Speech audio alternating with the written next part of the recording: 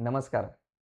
आज आपण व्यवसाय आणि कुटुंबाचं आर्थिक नियोजन दोन्ही गोष्टी सेपरेट करणं का गरजेचं आहे, या विषयावर चर्चा करणार आहोत. पण तत्पूर्वी मी तुम्हाला एक गोष्ट सांगेन, की आपल्याकडे एक 1000-2000 वर्ष अगोदर राजा महाराजांच्या गोष्टी आपण ऐकत असतो. तर त्यामध्ये जर बघितलं आपण, तर बऱ्याच वेळा एक राजा दुसऱ्या राजावर आक्रमण करायचा. पण त्यावेळेसची पद्धत अशी होती, की राजे महाराजे सुद्धा हुशार होते. ते काय करायचे, पूर्ण धन चलनामध्ये ठेवायचेच, पण काही धन हे गुप्तरित्या ठेवलं जायचं आणि एखाद्या राजाने जर राज्य लुटून घेऊन गेलं, तर ते राज्य परत 5-10 वर्षामध्ये ते धन हे राज्य नवीन उभा करण्यासाठी वापरलं जात होतं. हे त्यावेळेस हे लोकं करायचे. त्यालाच आपण आज सोप्या भाषेमध्ये म्हणतो बॅकअप फंड्स. तसं आज बरं राजाचा, पैशाचा, व्यवसायाचा काही संबंध आहे का? 100% संबंध आहे. कारण आज जर बघितलं आपण, तर आज कुठल्याही व्यक्ती ज्यावेळेस व्यवसाय करतो, त्यावेळेस एक नवीन राज्य उभा करत असतो आणि त्या व्यवसाय करतेवेळी अनेक अडचणी येतात आणि काही वेळा तर अशा अडचणी येतात, की त्या व्यक्तीला झिरो होण्याची वेळ येते आणि अनफॉर्च्युनेटली जर कुटुंबाकडे बॅकअप नसेल, तर मग कुटुंबाच्या गोष्टी कंप्लीट करण्यासाठी सुद्धा पैसे नसतात. म्हणून हा विषय खूप महत्त्वाचा आहे. त्यामुळे व्हिडिओ शेवटपर्यंत बघा. यामध्ये सर्वात महत्त्वाचं व्यवसायाला काय अडचणी आहेत, व्यवसायाचं प्लॅनिंग कसं करायला पाहिजे आणि बॅकअप फंडचे फायदे काय आहेत, ह्या 3 गोष्टी आपण बघणार आहोत. आता सर्वात पहिला आपण बघणार आहोत, की सध्या व्यवसायाला अडचणी काय आहेत.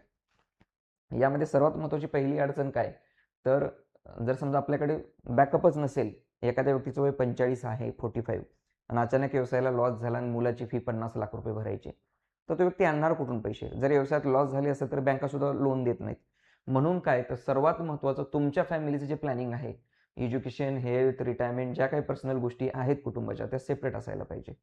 दुसऱ्या व्यवसायाला चॅलेंज काय, तर सिंगल प्रोडक्टवर जर एखादा व्यक्ती डिपेंड असेल, सिंगल प्रोडक्ट, सिंगल क्लायंट्स आणि त्यावेळेस जर समजा त्या व्यक्तीला जर लॉस झाला समोरच्या व्यक्तीला, तर तो लॉस यांना सुद्धा इम्पॅक्ट होतो. तिसरं प्रॉब्लेम काय, तर टेक्नॉलॉजी. टेक्नॉलॉजी एवढी चेंज होत चालली, की आपण जर बघितलं Kodak, Nokia ह्या जे काही टॉप ब्रँड आहेत, ते मार्केटमधून कधी बाहेर गेले ते कुणालाच कळलं नाही आणि ह्या गोष्टी होत आहेत. त्याच्यानंतर काय, R&D. आज जगामध्ये लाखो लोक R&D करत आहेत. एखादी जर गोष्ट मॅन्युअल असेल, ती ऑटोमेशनमध्ये कशी आणता येईल, तर ह्या गोष्टीचा सुद्धा लोक R&D करत आहेत. त्यामुळं हे एक चॅलेंज आता नवीन आहेच व्यवसायाला. नेक्स्ट आता इम्पॉर्टंट जर बघितले यामध्ये, तर कॅश फ्लो मॅनेजमेंट आहे. आता बऱ्याच वेळा काय होतं, की आपल्याकडे आपण 300 दिवस पैसे कमवण्यासाठी वेळ देतो. मी वरचे 65 दिवस जर सुट्ट्या काढल्या तरी. पण ह्या 300 दिवसापैकी आपण पैसे मॅनेज करण्यासाठी वेळ काढत नाही. त्याच्यामुळे सुद्धा व्यवसायामध्ये बऱ्याचशा अडचणी येतात. आणि पॉलिसी मार्केट डिस्ट्रिब्युशन म्हणजे काय, की आज नवीन-नवीन पॉलिसी येतात. त्याच्यामध्ये काही वेळा जी-एस-टी चेंज होतो, अचानक कोविड येतो, यूएसच्या पॉलिसी शिफ्ट होतात, इम्पोर्ट एक्सपोर्टचा असेल, वॉर सिच्युएशन आली, परत इंडियामध्ये महागाई वाढते. ह्या बऱ्याचशा गोष्टी आहेत. म्हणून फॅमिली आणि व्यवसाय ह्या 2 गोष्टी सेपरेट केल्या पाहिजेत. आता करंट सिनारिओ जर आपण बघितला, तर सध्याचा करंट सिनारिओ काय, तर यामध्ये आपण एक जर इथे बघितलं, तर फॅमिली आणि बिझनेस ह्या दोन्ही गोष्टी सध्या कंबाईन आहेत. म्हणजे कुटुंबाला गरज लागली, आपण व्यवसायामधून पैसे काढतो. व्यवसायाला गरज लागली, आपण कुटुंबामधले परत पैसे व्यवसायाला टाकतो. त्यामुळं कळतच नाही, की पैसे येत आहेत किती आणि जात आहेत किती. हे ट्रान्झॅक्शन कंटिन्यू या पद्धतीने चालत राहतात. तर यासाठी काय करायला पाहिजे, तर आपल्या सर्वात महत्त्वाचं आणखी एक महत्त्वाचं याच्यामध्ये, की आता जे काही महागाई आपली एन्हान्स होत चालली आहे. आज जर एखाद्या व्यक्तीचा खर्च 2 लाख रुपये असेल पर मंथ, कारण व्यवसाय करणाऱ्या व्यक्तीचा हा खर्च एवढा मिनिमम होतोच त्यांच्या पर्सनल लाईफ किंवा ह्या गोष्टी मेंटेन करण्यासाठी. वर्षाचा 24 लाख रुपये खर्च असेल, तर त्या व्यक्तीला 4,80,00,00,000 रुपयाचा कॉर्पस असणं गरजेचं आहे. पण आता गंमत कुठं आहे? गंमत बऱ्याच वेळा आपण इथं प्लॅनिंग करतो आणि काय होतं, की कालांतराने महागाई किती वाढते बघा. ज्यांचा खर्च 2 लाख रुपये आहे, 10 वर्षानंतर हा खर्च होणार आहे 3,93,000 रुपये. 7%च्या इन्फ्लेशन रेटने आपण कॅल्क्युलेट केलं तरी. आणि त्यावेळेस जर बघितलं, तर 3,93,00,000 रुपये त्यावेळेस अमाऊंट लागणारी असेल, सॉरी 3,93,000, तर टोटल त्या व्यक्तीकडे वर्षाला लागणार आहे ते 47 लाख रुपये. तर त्यांच्याकडे कॉर्पस पाहिजे 9.5 कोटी रुपयाचा. हाच खर्च 20 वर्षानंतर असणार आहे 7,74,000 रुपये. ही महागाई वाढते. त्यामुळं वर्षाचा खर्च त्या व्यक्तीचा असणार आहे 92 लाख रुपये. म्हणजे मोटामोटी आपण 1 कोटी रुपये पकडून चला. आणि जर आज एखाद्या व्यक्तीचं वय 30 वर्ष आहे, तर त्या व्यक्तीच्या रिटायरमेंटला आहे ती लाईफस्टाईल मेंटेन करायला 15,22,000 रुपये दर महिन्याला लागणार आहेत. ही जर महागाई आज आपल्याकडे एवढ्या पद्धतीने वाढती, तर ह्या गोष्टीचं प्रॉपर प्लॅनिंग व्हायला पाहिजे. आता एक बिझनेस सायकल कशा चेंज होत आहेत बघा. आपण जर बघितलं 1970 ते 90च्या काळामध्ये प्रत्येक गावामध्ये किराणा स्टोअर होता. कुठं मॉल किंवा ह्या गोष्टी होत्या का? नव्हत्या. तर किराणा स्टोअरचं चेंजेस काय झालं, तर नंतर मॉलमध्ये रूपांतर झालं 2010 पर्यंत मॉलचं. 2010च्या नंतर परत याच्यामध्ये ऑनलाईन क्रांती झाली आणि तिथे काय झालं, तर शॉपिंग, ॲमेझॉन वगैरे अशा बऱ्याचशा गोष्टी आल्या. आणि 2025 म्हणतोय आपण, 2030मध्ये काही दिवसांनी ड्रोन डिलिव्हरी चालू होईल इंडियामध्ये. म्हणजे ॲमेझॉन किंवा सर्व गोष्टी बाजूला मॅन्युफॅक्चर डायरेक्ट तुम्हाला वस्तू द्यायला सुरुवात करेल. आणि ह्या गोष्टी होणार आहेत. त्याच्यामुळं कुटुंबाचं प्लॅनिंग हे सेपरेट करणं गरजेचं आहे. आणखी इथे काही उदाहरण बघू आपण. प्रत्येक व्यवसायामध्ये एक नवीन क्रांती आली की तो जे नॉर्मल बिझनेस पर्सन आहेत त्यांना इम्पॅक्ट होतो. एक्झाम्पल, आता इथे जिओ आलं 2016मध्ये. सर्वात अगोदर जिओ आल्यानंतर वोडाफोनचं जर इथं बघितलं तर वोडाफोन, एअरटेल आणि BSNL यांना मेजर इम्पॅक्ट झाला. वोडाफोनचा हा जो लॉस आहे सरासरी 1.9 लाख करोडचा लॉस हा वोडाफोनचा झाला. दुसऱ्या जर यामध्ये बघितलं आपण तर ओए रूम आल्या. ओए रूमनी काय केलं, तर 1000+ हॉटेल ह्या ओए रूमनी तिथे त्यांचं बिझनेस कोलॅप्स केला. फोन पे आलं, ATMचं नेटवर्क गायब झालं. ओला उबेर आलं, तर ओला उबेरमुळे काय झालं की जे लोकल टॅक्सी किंवा ह्या गोष्टी होत्या त्यांनी त्या बिझनेसला इथं कॅप्चर केलं. ChatGPT AI आलं आणि IT सेक्टरवर मेजर इम्पॅक्ट केला त्यांनी. म्हणजे ह्या टेक्नॉलॉजी आहे त्या काळानुसार चेंज होत आहेत आणि ह्या चेंज झाल्यामुळे कुठंतरी आपल्याला त्याचा इम्पॅक्ट होतोय. आता आणखी एक उदाहरण म्हणून सांगतोय की ज्यावेळेस US मध्ये एक कंपनीनी जे ऑटोमॅटिक सॉफ्टवेअर जे आहेत, सॉफ्टवेअर क्रिएट करण्यासाठी जे कोडिंग लागतं ते AI वर जनरेट केलं आणि चांगले नामांकित कंपन्यांचे स्टॉक्स बऱ्याच वेळा इम्पॅक्ट झाले. आता इथे जर बघितलं तर हे ट्रम्प टॅरिफचा इम्पॅक्ट आहे. सो सांगायचं रिझन काय, तर जशा ह्या सेट कंपनी आहेत यांना सुद्धा आज एवढे मोठे इम्पॅक्ट होत आहेत. म्हणून आपल्याला प्लॅनिंग करतील ह्या सर्व गोष्टी बघणं गरजेचं आहे. आता जनरल फायनान्शियल प्लॅनिंगचा ग्राफ काय असतो की फॅमिलीसाठी कोणत्या गोष्टी आपल्याला लागतात, आज व्यवसाय असो किंवा जॉब असो, तो व्यक्ती कुठे प्लॅनिंग करत असतो, पहिलं त्या व्यक्तीचं असलं पाहिजे फॅमिली प्रोटेक्शन. हा खूप महत्त्वाचा पार्ट आहे. बऱ्याच वेळा व्यवसाय करणाऱ्या व्यक्तींचा हेल्थ इन्शुरन्स असतो 5 लाख 7 लाख रुपयाचा आणि टर्म इन्शुरन्स असतो किती, 50 लाख 1 कोटीचा. त्यांनी कर्ज घेतलेले असतात 4-4 5-5 कोटी रुपयाचे, त्यासाठी ॲसेट दिलेले असतात वैयक्तिक. आणि इन केस जर कधी काही प्रॉब्लेम आला तर कुटुंबाकडे काहीही शिल्लक राहत नाही. म्हणून टर्म आणि हेल्थ ह्या 2 गोष्टी खूप महत्त्वाच्या आहेत. सर्वात महत्त्वाचं सेकंड, रिस्पॉन्सिबिलिटी. जर आज तुमच्या रिस्पॉन्सिबिलिटी कव्हर झाल्या, त्याच्यामध्ये तुमच्या होम घराची रिस्पॉन्सिबिलिटी आहे, त्याच्यानंतर चाइल्ड आहे, रिटायरमेंट आहे, फॅमिली आहे.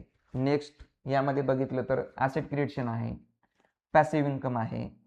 ही तिसरी सायकल तुमची यायला पाहिजे आणि देन आपण लाईफस्टाईलला यायला पाहिजे. ही 4th फायनान्शियल प्लॅनिंगमधली सिक्वेन्स आहे. अनफॉर्च्युनेटली काय होतं, आपण डायरेक्ट इथे 1 नंबर प्रायोरिटी ठेवतो. व्यवसाय सुरू झाला की चांगली महत्त्वाची 2 कोटी 1.5 कोटी 50 लाखाची गाडी पाहिजे, ह्या सेव्हिंग्स वगैरे ह्या गोष्टीकडे काहीही लक्ष नसतं. आणि अचानक कधी प्रॉब्लेम झाला की मग हे लाईफस्टाईल मेंटेन ठेवून सुद्धा अवघड होतं. म्हणून आपल्याला प्लॅनिंग करते ह्या स्टेपनी केलं, पहिले जर आपण पैसे जनरेट केले आणि नंतर जर स्पेंड करायला सुरुवात केली तर ह्या गोष्टीचा आपल्याला खूप चांगला फायदा होणार आहे. आता एक इथे आपण ॲव्हरेज जर बघितलं तर फॅमिली एक्सपेन्स आपल्याकडे कशा प्रमाणात असायला पाहिजे, तर यामध्ये फॅमिली एक्सपेन्स आणि इमर्जन्सी फंड जो आहे, जो तुमचा समजा 2 लाख रुपये जर पर मंथ तुमचा खर्च असेल तर 12 ते 24 लाख रुपयाचा तुमच्याकडे बफर पिरियड असायला पाहिजे इमर्जन्सी फंड्समध्ये. रिटायरमेंटचा कॉर्पस जर बघितला आपण तर आता टार्गेट 25 टू आपण 30 या ठिकाणी कॅल्क्युलेशन केलं तर ऑलमोस्ट 2 लाख असेल तर 6 ते 7 कोटीचा तुमचा कॉर्पस फंड असायला पाहिजे. हा इंडिव्हिज्युअल व्यवसायावर डिपेंड न राहता. थर्ड चाइल्ड फंडिंगमध्ये पण तसंच पाहिजे. आता ते उदाहरण जर आपण बघितलं, आज जर खर्च MBAचा जो येतोय त्याप्रमाणे आपण कॅल्क्युलेशन केलं तर 2035मध्ये हा खर्च 50 लाख रुपयाचे एस्टिमेशन असणार आहे. सो या गोष्टी जर बघितल्या तर ह्या प्रॉपर असायला पाहिजे. याच्यामध्ये आणखी एक महत्त्वाचा पार्ट काय, तर बिझनेस रिस्क प्रोटेक्शन जे आहेत त्यामध्ये जो काही तुमचे कंपनीसाठी तुम्ही लॅबिलिटी घेत आहे, समजा एखादी व्यक्ती जर कंपनी रन करतोय आणि त्या व्यक्तीची लॅबिलिटी त्या कंपनीवर समजा 15, 20, 25 कोटीची असेल तर टर्म इन्शुरन्स त्याच पद्धतीने त्यांनी घेतले पाहिजे. त्याला आपण की मॅन प्रोडक्ट म्हणतो. समजा इन केस जर कधी काही प्रॉब्लेम आलाच तर कंपनीची इंडिव्हिज्युअल लायबिलिटी ह्या कुटुंबावर येत नाही किंवा यांची इंडिव्हिज्युअल ॲसेट कॅप्चर केले जात नाहीत. आता यामध्ये आणखी एक महत्त्वाचा पार्ट जर बघितला तर व्यवसायामध्ये दोन गोष्टी आहेत प्रॉफिट शेअर करण्यामागे. पहिलं तर एक तुम्ही सॅलरी स्वरूपात फिक्स इन्कम घ्यायला सुरुवात करा किंवा दुसरं तुम्ही प्रॉफिट शेअर घ्यायला सुरुवात करा. आता जनरली ज्यांच्याकडे व्यवसायामध्ये रेग्युलर इन्कम आहे की दर महिन्याला ऑर्डर येतात वगैरे जातात त्यांच्यासाठी हा ऑप्शन बेस्ट आहे. आणि ज्यांच्यासाठी समजा वन टाईम काही गव्हर्नमेंटचे ऑर्डर येतात किंवा त्यांचं जे रिव्हेन्यू आहे ते वर्षातून 2-3 वेळाच त्यांचे ट्रान्झॅक्शन होतात, तर त्यांच्यासाठी हा प्रॉफिट घेणं हा बेस्ट ऑप्शन आहे. आयदर तुम्ही याच्यामध्ये वर्षाला एक प्लॅनिंग ठेवा की जे काही प्रॉफिट होईल त्याच्या 20% 25% तुम्ही तुमच्या कुटुंबासाठी सेव्ह करून बाजूला काढाल. सो त्याप्रमाणे सुद्धा इथे प्लॅनिंग करता येतं. आता आपण एक थोडंसं इकडे जर बघितलं तर अलोकेशन कसं असायला पाहिजे. तर यामध्ये सर्वात महत्त्वाचा पार्ट ज्या महत्त्वाच्या गोष्टी आहेत तर यामध्ये 10% अलोकेशन जे आहे ते एमर्जी फंडसाठी असायला पाहिजे. 10% अलोकेशन जे आहे या ठिकाणी आपल्याला एमर्जी फंड नंतर चाइल्ड ट्युशनमध्ये असायला पाहिजे. रिटायरमेंटसाठी एक तुमचं अलोकेशन जे आहे ते आहे 20%. बिझनेस यामध्ये जर बघितलं आपण तर बिझनेसच्या रिइन्व्हेस्टमेंट ग्रोथसाठी जे काही अलोकेशन आहे तर ते तुम्हाला 20% ठेवायला पाहिजे.